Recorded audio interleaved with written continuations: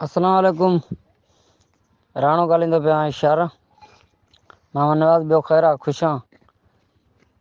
ॿुध इहो तूं जब्बार पठान खे पुलिस वारा खे तंग कयो आहे, बंदि ते चौकी ते लॻल आहे ड्रिंगन वारी ते, इन ते कोर्ट में केस कयो आहे। इहा भली ॻाल्हि कोन्हे का, केस इन ते न कर, इहो रखारायो बि असां हुआ, असांजो दग आहे टपण आई अथऊं चारो ॿुधी। बाक़ी तूं इन ते वञी कोर्ट में केस कया, तूं एॾो ॾाढो मुड़ुसु कोन आहे, बाक़ी जो वधीक तोखे रूह आहे त उहा ॻाल्हि कर। कमंद बि साड़ींदोमांइ, जेको पिकट जे हेठां थी सॼो कमंद बि साड़ींदोमांइ, हिते घर वेठे मारींदोमांइ, अची ॻाल्हि थी सिधी, पर बचा ई मारींदोमांइ। जेकॾहिं तूं इन खे तंग कयो आहे उहो ख़बर थी, जो रखायो हिते कांइ आहे, असां एसपी खां सिधो ड्रिक वठी करे माण्हू हिते रखवायो आहे। साल ॾेढ साल जीअं त असां इन खे न हद में ॾोह ईंदो पिया न कुझु, जेको आहे त इहो असांजा सामान सौदा छॾींदो पिया, असां उन जी इज़त रखियूं खड़ूं। तूं वरी फेरे उन ते क़ौम परस्ती करे चाचड़की पंहिंजी ॾेखारे करे जेको आहे त तूं ॾाढो मुड़िसी करे उन ते केस कयो आहे वञी त तूं ॼामोट हो असांजो पठान बरोच आहे।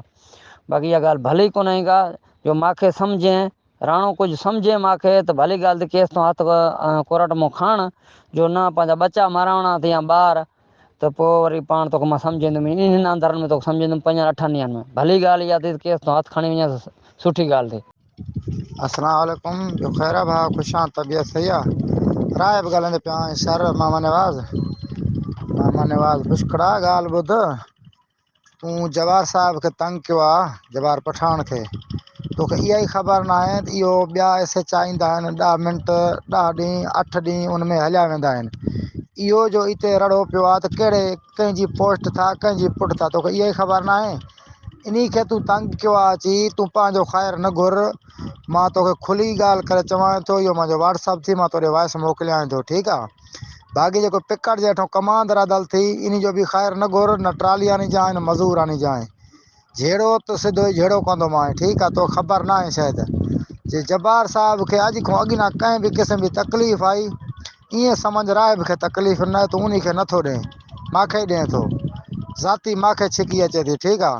इहो असां जे ई महिरबानी सां हिते रड़ियल आहे, असांजो ख़ासि माण्हू आहे, पर्सनल आहे, तोखे इहा ई ख़बर न आहे। माना हरू भरू जेको आहे त खुली ॻाल्हि कराए थो, माना मजबूरनि मूंखे चवणो पियो, तोखे इहा ख़बर न आहे त इहो कहिड़े हिसाब सां हिते रड़ो पियो आहे।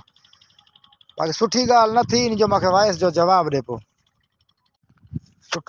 सुठो इन में थी सम्झी वञ, थोरो चयो घणो सम्झो, जो कोन दुश्मनी वधाए त असांजा उअं ई बि गला खुलियल आहिनि, को मसइलो कोन्हे को असांजे लाइ का नईं दुश्मनी कोन्हे, जो मां चाचड़ सां वरी जहिड़ो ॻंढींदो पियो आहियां। जो तोखे जहिड़ो करिणो आहे त सिधी मां ॾे वॉइस कर, चओ जहिड़ो त जहिड़ो, जो कोन त जब्बार जो अॼु खां अॻु नालो वरितो, ईअं सम्झां राहिब जो नालो वरितई। हाणे सम्झी वञे, थोरो चयो घणो सम्झो, मूंखे वॉइस जो जवाबु ॾे तकड़ में। ईअं त कोन जो को छड़ो कमांदा या तुंहिंजो मज़ूर डुकाईंदुमि, तुंहिंजो घर बि परे कान्हे, तूं पाण बि परे कोन आहे, पर सुठो इन में थी इन काठी खे छॾे वञ, हरू भरू इन खे तंग न कर असांजे माण्हू खे। इन खे तकलीफ़ आहे ईअं सम्झ मूंखे आई तकलीफ़।